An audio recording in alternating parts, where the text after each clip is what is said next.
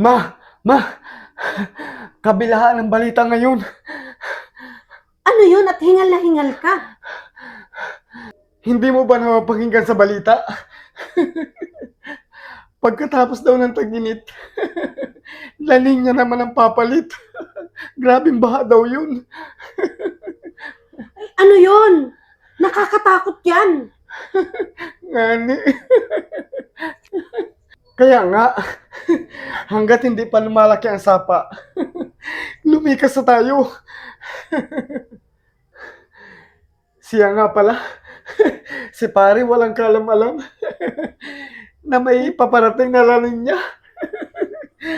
Ay, ba't wala ba silang radyo doon? Para malaman nila ang balita sa La Niña? Ay walang radyo yung mga yun. At saka, namang baba ng lugar nung tirahan nila. Tika nga, pupunta ko muna si pare para maabisuhan ko sila para malaman nilang may paparating na La Niña. Ay, teka. Dito ka lang. Uunahin mo pa sila, mas mababa ang lugar natin kaysa sa kanila. Ano?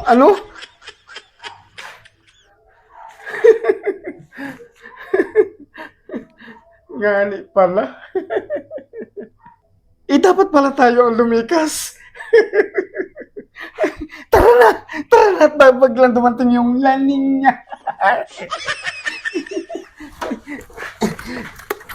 Tara. Ay, saglit. Ano ba Bakit? yung mga dala mo?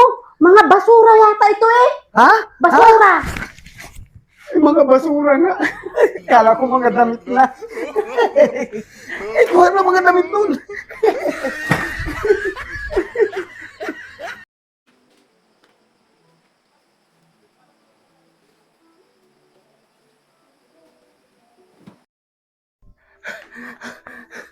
Ma.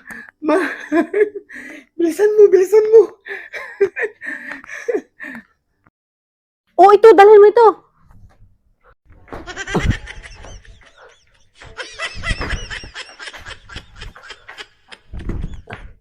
Ha? Ma?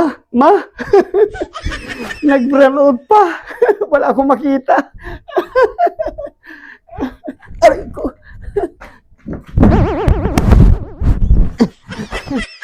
Ma! Hindi ka ba naman tanga? Ay, sumaklob lang naman sa iyo ang kumot. Kaya wala kang makita. Ha? Kala ko nag-brown out. Tara na.